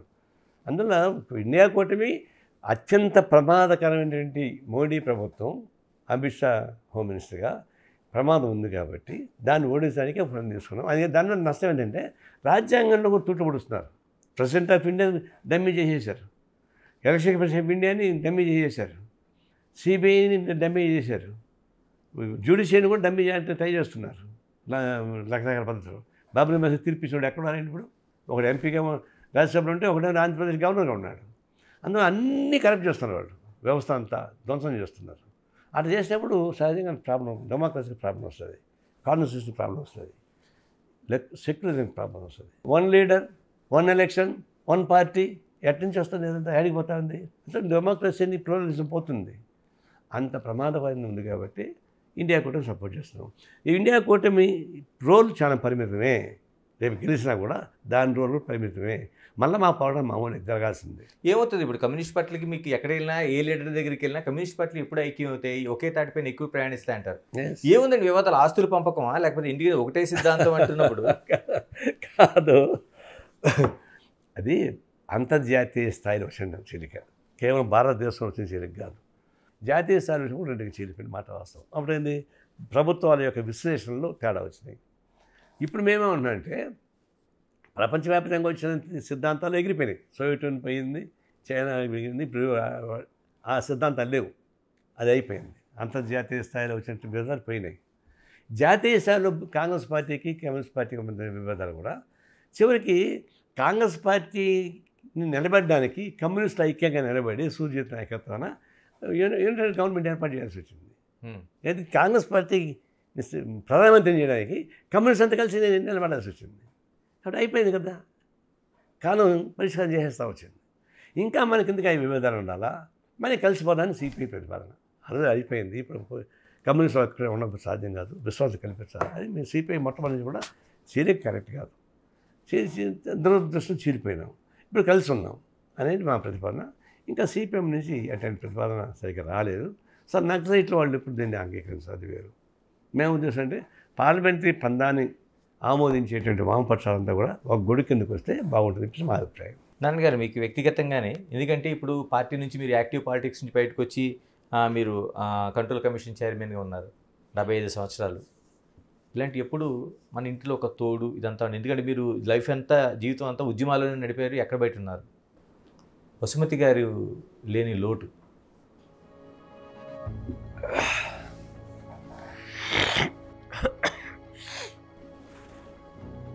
దాన్ని తెచ్చిన ఎవరిలో కాదు, దాన్ని తెచ్చిన ఎవరిలో కాదు. ఎందుకంటే అన్నమాట, సరే అందరికీ దాంపత్య జీవితాలు ఉంటాయి. ఆమె కమ్యూనిస్టు ఫ్యామిలీ కాదు, వాళ్ళ బ్యాక్గ్రౌండ్ కూడా కమ్యూనిస్ట్ ఫ్యామిలీ కాదు. చదువుకుంటున్నప్పుడు తిరుపతిలో నాకు పరిచయం, పెళ్లి చేసుకోవడం తప్ప లేదు. అయినాక మమేకమై కలిసి పెళ్లి చేసింది. ఆ ఉద్యోగం చేస్తూ కుటుంబం పోషణతో ఆమె చూసుకుంది, పిల్లలు. చివరి తమాషా అంటే కూడా నమ్మరు, ఆమె ప్రెగ్నెంట్గా ఉంది.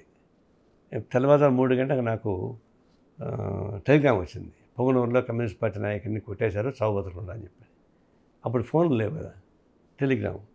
నేను బయలుదేరుతున్నా 4 గంటలకి, నాకు కొంచెం అనీజీగా ఉందని చెప్పింది. అంటే డాక్టర్ దగ్గరికి పో అని ఏడిపోయా.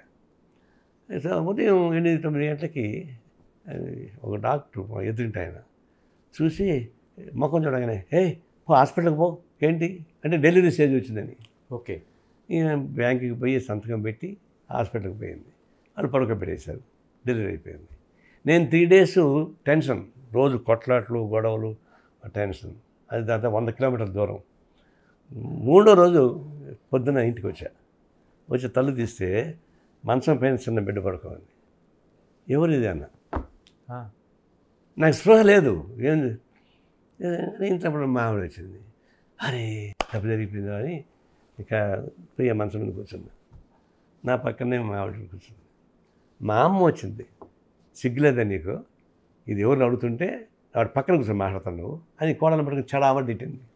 అంటే అప్పుడు కూడా నువ్వు ఎందుకు ఇట్లా చేసావు అనలేదు, మిమ్మల్ని డిస్టర్బ్ చేయకూడదు. వచ్చాకైనా కొంచెం బాధ ఉంటుంది కదా, బాధపడలేదు. మా అమ్మ తిడుతుంది కానీ మా ఆవిడ వల్ల ఆ విధంగా మమ్మల్ని పోషించింది ఏది పిల్లంతా కూడా. అందువల్ల తర్వాత కమ్యూనిస్టు ఆడేమో పార్టీ బలహీనంగా ఉంది కాబట్టి జనం అంతా వస్తే మా పార్టీ ఇంటికి వచ్చేవాడు, వాడు పార్టీ అవసరంలో బంధువుల్ని బయట వాళ్ళని అందరినీ సమంగా చూసుకునేటువంటి ఎగ్జాంపులరీ గృహిణి. మేము ఎక్స్పెక్ట్ చేయలేదు. మేము ఉన్నప్పుడు అనుకున్నాం ఈ స్టేజ్లో మనకు రిటైర్ అయ్యి మన ఊర్లో ఇల్లు కట్టుకున్నాం. అని ఇక్కడ ఉన్న సైట్ కూడా అమ్మేసి ఊర్లో పోయి ఇల్లు ప్లాన్ చేసుకున్నాం. అది కూడా మామూలు ఇల్లు కాకుండా ఇదేమంటారు చూడు, కేరళ టైప్ ఆఫ్ మండువా టైప్ అటుగా వచ్చి ఆడనే ఉన్న అనుకుని మేము ప్లాన్ చేసుకున్న మాట వాస్తవమే 3 ఏళ్ల క్రితం. సడన్గా ప్రాబ్లం రావడం మేము ఎక్స్పెక్ట్ చేయలేదు. తిరుమల కొండకి మనవని తీసుకుపోయింది గుండు కొట్టేసానికి. మధ్య వామిటింగ్ వచ్చింది. సమ్మర్ కదా అని డౌట్ వచ్చింది. అయినా సరే సాయంత్రం అంత పని అయినాక ఎదురుగా హాస్పిటల్ ఉంటే మా అమ్మాయి తీసుకుపోయినాడు. పోయింది, చూసినాక డాక్టర్ ఇమ్మీడియట్గా ఎమర్జెన్సీ అంబులెన్స్ ఎక్కించాడు. ఏంటన్నా కిందికి వెళ్దామండి, కార్డియాలజీ ప్రాబ్లం అన్నాడు. కార్డియాలజీ ప్రాబ్లం ఉంటే మెడ్రాస్కి వెళ్దామన్నా. ఆల్రెడీ ఒక అటాక్ వచ్చిందన్నాడు. ఓకే, అంటే వామిటింగ్ చేసుకుని చూడు. మేము డిహైడ్రేషన్ ఎందుకంటే మేము అనుకుంది. తీసుకెళ్ళి అడ్మిట్ చేస్తాం, బాగానే ఉంది. పొద్దున్న ఎంజాయ్ చేశారు. ఒక స్టంట్ వేశారు. స్టంట్ వేసాక మామూలు అయిపోయింది. నాకు కూడా ఒక స్టంట్ వేశారు 5 ఏళ్ల క్రితం. 3 days బాగానే ఉంది. 4th day డిశ్చార్జ్ చేశారు. డిశ్చార్జ్ తిరుపతిలోనే మా కోడలు ఇల్లు ఉంది, అక్కడికి వెళ్ళాము. అందరూ అప్పటికే మా పిల్లలంతా వచ్చారు అమెరికా నుంచి. మా పిండి ఒకటి ఉంటే అందరితో మాట్లాడుకుంటూ డ్రెస్ మార్చుకుంటే రూమ్ లేకపోయింది, అంటే పడిపోయింది. ఇంకా అంతే, ఎవరు ఎక్స్పెక్ట్ చేయలేదు. ఆ లోటు తీర్చడం కష్టం. పబ్లిక్ యాక్టివిటీ ఉన్నప్పుడు కొంత అయినా కూడా పర్సనల్గా లాభం ఉంటుంది. అంటే నారాయణ గారు మీరు ఆమె చేసిన పెట్టుబడి ఏంటంటే, నాకు పెట్టుబడి ఆమె చూసుకున్నటువంటి కుటుంబాలు. నేను ఏ మూలకు పోయినా, ఏ ఊరికి పోయినా నన్ను వచ్చి ఆదరించి ఇంటికి తీసుకెళ్ళి చూస్తారు. ఎక్కువ జాగ్రత్త చేస్తారు. అట్లా ఒక పెద్ద పెట్టుబడిని సృష్టించిపోయింది మా బంధువుల పిల్లలు, మా పిల్లలు అందరూ కూడా అట్లా చేసింది. బట్ ఏం చేద్దాం, లైఫ్ ఈజ్. చివరిగా చెప్పండి నారాయణ గారు, చాలా వరకు ఎక్కడ చెడున్నా, అంటే ఎక్కడ ఒక సమస్య ఉన్నా, చెడున్నా కమ్యూనిస్ట్ పార్టీలు వెళ్ళి అక్కడ వాళ్ళ దగ్గరికి వెళ్ళి ఉద్యమాలు చేసి దాన్ని సరిచేసే పరిస్థితి ఎప్పుడు కనిపిస్తూ ఉంటుంది.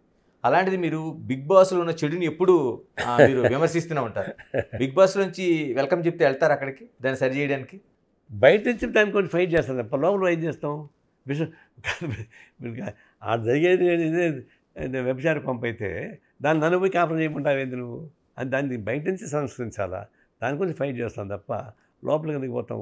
అది అది అది కొంపే అట్లాంటి కొంప అన్నప్పుడు ఆ కొంపలో పోయినా సరి చేయడం ఏంటి? అక్కడ వెళ్ళి మీరు సంసారపక్షంగా చేయొచ్చు కదా దాన్ని. ఏం సంసారపక్షం చేస్తావు? దాన్ని మనం కూడా కలిసిపోవడం తప్ప. ఇప్పుడు ఆ సిస్టమ్ వేరు. ఆ చెడు సాంప్రదాయాన్ని సృష్టిస్తామని చెప్పేసి నేను ఎక్స్పోజ్ చేస్తున్నా. దానివల్ల సంకేతం యూత్ పోదు. ఇప్పుడు పెళ్ళి కానీ యూత్ లేదా యువకులు, అమ్మాయిలు అబ్బాయిలు, భార్యాభర్తలు కాదు, అక్క చెల్లెలు కాదు, అన్నదమ్ములు కాదు, బాంధవ్యం లేదు. కొత్త వాళ్ళని మీ యువకులు తీసుకెళ్ళి ఆడబెట్టి ఒక 100 రోజుల పాటు మీరు తిరగండి, ఉండండి లోపల అని అంటే ఏమంటారు దాన్ని? అదేమంటే సోషల్ బిహేవియర్ అంటారు. భారతదేశంలో ఉన్నటువంటి కుటుంబ సంబంధాలు ప్రపంచం ఎక్కడ ఉందా? మనకు వాళ్ళు నేర్పించాలన్నా? వాళ్ళకి లేదు. పాశ్చాత్య దేశం కుటుంబం 18 ఏళ్ళ తర్వాత వెళ్ళిపోతారు బయటికి. వాళ్ళు తల్లిదండ్రులు చూసుకోరు, వీళ్ళు పంపించేస్తారు. మనకి అట్లా కాదు కదా. మనకు వచ్చి అనిపించేది వాళ్ళు సాంస్కృతిక విభాగాల్లో ఒక పచ్చి రియాక్షనరీ సాంస్కృతిక రంగం అది. అలాంటి సాంస్కృతిక రంగాన్ని యూత్ని ఆకర్షించడానికి చేస్తున్నారు. చెడు కూడా చేస్తారు, నిజమే. టీవీలు కార్చుకొని చూస్తున్నారు చాలామంది. వాళ్ళు కోట్ల రూపాయలు సంపాదిస్తున్నారు. కోట్ల రూపాయలే. బిగ్ బాస్ అంటే భారతదేశ గవర్నమెంట్ కొనగలరు వాళ్ళు. నేను దాన్ని పోలీస్ స్టేషన్ పోయి కేసు పెట్టా. ఇదే సత్యనారాయణ ఉన్నాడు, ఆయన 2 రోజుల తర్వాత నువ్వు కోర్టులో పోయి ఒక నోటీస్ ఇప్పించు అన్నాడు. కోర్టుకు పోయా, రిజెక్టెడ్. అదే ఒక సాంస్కృతిక రంగం అని చెప్పేసి అని. జిల్లా కోర్టుకు పోయా, రిజెక్టెడ్. హైకోర్టుకు పోయా, పెండింగ్. ఈరోజు కోవిడ్ వచ్చింది. మొన్న ఈ మధ్య ఒక జడ్జి వచ్చి దాన్ని రివైజ్ చేసి నోటీస్ ఇచ్చాడు. మాకే ఇచ్చాడు నోటీసులు. మీరే తీసిపోయేవాడిని, మాకు ఇస్తే లేట్ అయిపోద్దని. నేను మా వాళ్ళని వచ్చి పంపించా. ఎవరు తీసుకోవాలి నోటీస్? మాకు సంబంధం లేదని తలుపు చేసుకున్నారు. నాగార్జున కూడా పారిపోయాడు, తీసుకెళ్ళాడు. మళ్ళీ కోర్టుకి ఇచ్చాం, మీరే ఇవ్వండి అని. ఈ తర్వాత ఇప్పుడు కోర్టు నోటీస్ పంపించారు. ఇద్దరు తీసుకున్నారు, నాగార్జున తీసుకోలే, దాన్ని కూడా పంపిస్తారు. కోర్టులో విచారణ వస్తుంది. నా గురించి అయితే బయట నా ఎక్స్పోజ్ చేయాలి, న్యాయస్థానం కూడా ఎక్స్పోజ్ చేయాలనే ఉద్దేశంతో నా ప్రయత్నం చేస్తున్నాను. థ్యాంక్ యూ నారాయణ గారు. ఎందుకంటే మీ అనేక అభిప్రాయాలు పార్టీ దగ్గర నుంచి సొసైటీలో ఉండే అనేక అభిప్రాయాలు తెలియజేశారు. Thank you very much. నమస్తే. ఇది కమ్యూనిస్టు పార్టీలు ఇప్పుడుండే ఒడిదుడుకుల్లోన ఎప్పటికీ అజరామరంగా ఉంటాయనేది నారాయణ స్పష్టమైన అభిప్రాయం. Keep watching Big TV. This is Ganesh. For more videos like this, subscribe Big TV channel.